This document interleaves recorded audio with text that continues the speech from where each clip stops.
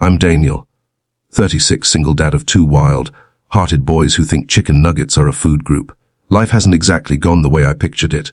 After my wife passed away 5 years ago, dating just stopped being a thing. My world became soccer practice, homework battles, and frozen pizza dinners. But last month, my sister sneakily signed me up on a dating app, and for some reason, maybe sleep deprivation, I didn't protest when I matched with someone named Erin. She had soft brown eyes in her photo, a love for dogs and bookstores, and the kind of smile you couldn't fake. We chatted. Nothing intense, just small jokes, some stories about parenting. And tonight was the night we finally met. The doorbell rang right at 7:00 p.m. I adjusted my wrinkled button up, double-checked the microwave was off. My boys had just finished heating up leftover mac and cheese, and opened the door, and there she was, Erin. She was shorter than I imagined, wearing jeans and a cardigan, and had that same warm smile from her pictures. But just as I was about to speak, she leaned in slightly, her voice barely above a whisper. "My kids are in the car." My brain froze. Not because she had kids. I did too. But something in her voice cracked. There was a weight to those words, like she'd been holding her breath all day. "Do you want to bring them in?" I asked, stepping aside instinctively. She hesitated.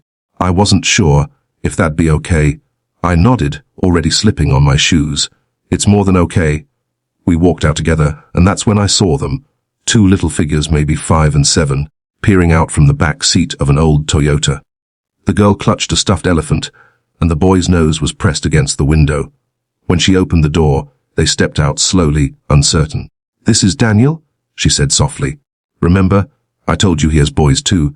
They didn't say much, just nodded. Erin looked like she was bracing for something, waiting for judgment or maybe a sudden goodbye. But instead, I knelt down, smiled, and said, "Mac and cheese just went cold, but we can reheat it in minutes if you're hungry." The boy smiled first. 10 minutes later, the kids were on the carpet building towers with my sons, who instantly accepted them like they were part of the team. Erin and I sat on the couch watching. She held a mug of tea I'd made and looked both grateful and exhausted. "That whisper at the door," I said gently. "You okay?" She stared ahead, then sighed. I wasn't sure how much to say.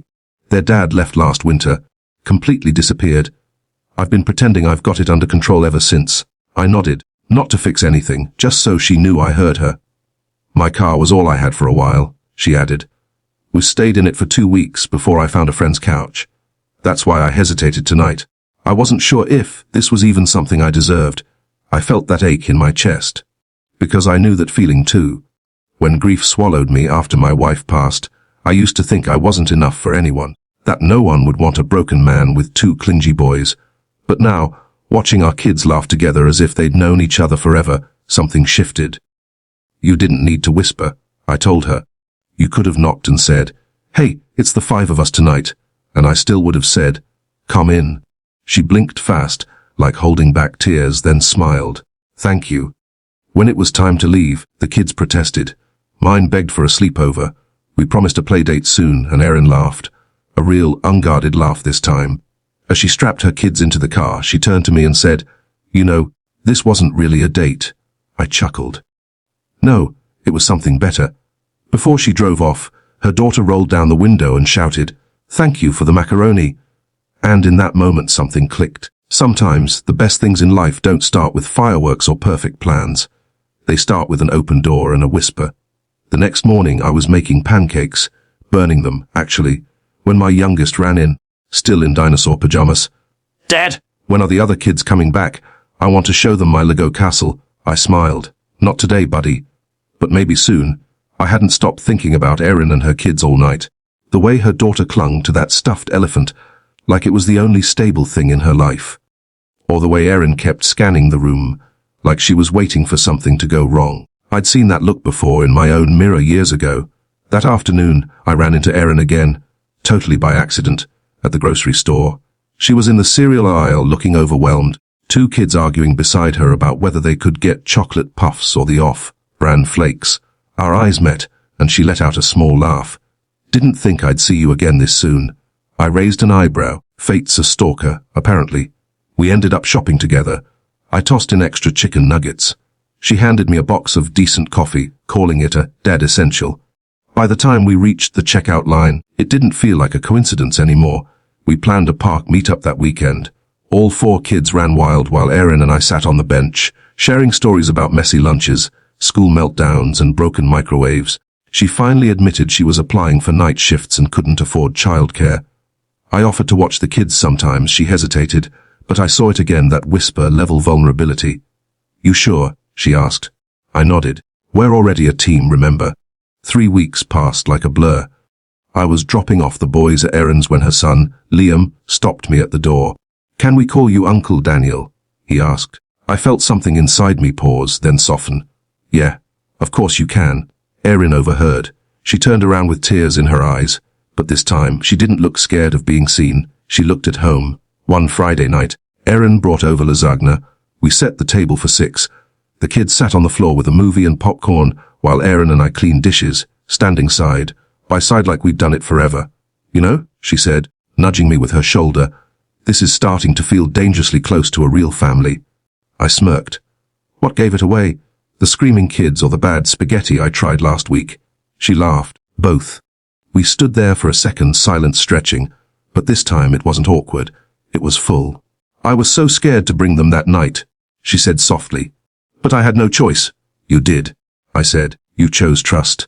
That's the bravest thing anyone can do." She looked up at me, and in that tiny kitchen, with 2 people trying to rebuild from broken pieces, something unspoken was finally said.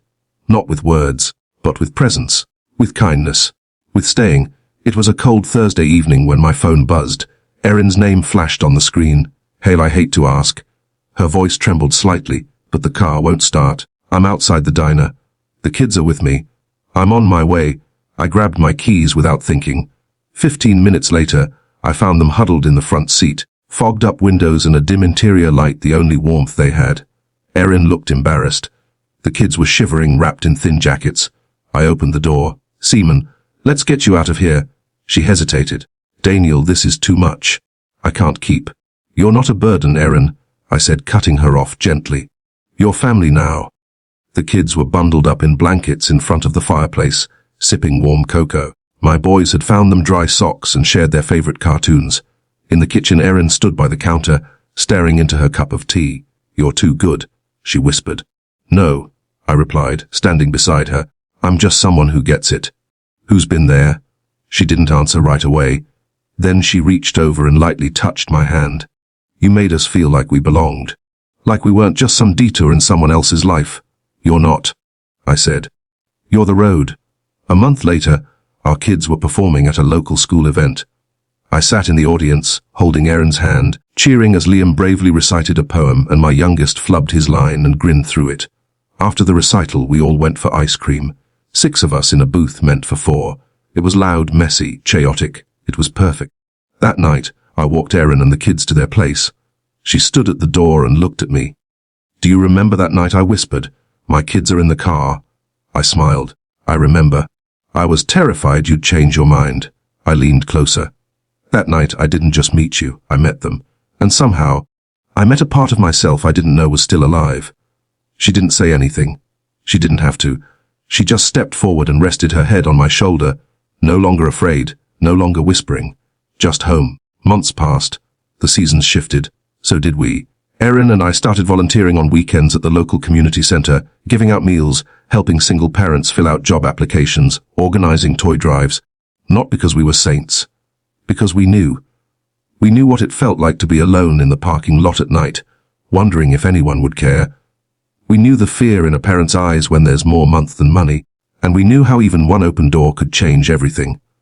Our kids ran through the halls of the center like they owned the place, laughing, helping, living proof that broken things can be made beautiful again. One Saturday, our backyard was packed. Families we'd met through the center, neighbors, friends, even a few strangers who just followed the smell of the grill. There was no official celebration, but it felt like one. Kids ran barefoot across the grass. Parents swapped stories over lemonade. Erin stood beside me, her hand in mine, her laughter blending into the music and joy all around us. She leaned in and whispered, not with fear this time, but with awe, "Can you believe this is our life now?" I smiled. It started with a whisper. Sometimes, the most extraordinary things begin in the most ordinary moments. A whispered truth, an open door, a meal shared with strangers, and a heart brave enough to trust again. Kindness isn't grand. It isn't loud. It's quiet. It's choosing to show up again and again, even when the world tells you not to. And sometimes the smallest acts of love create ripples so wide, they build new families, new futures, new hope. We didn't just fall in love. We grew into it, with grace, with mess, with humanity, and that made it real.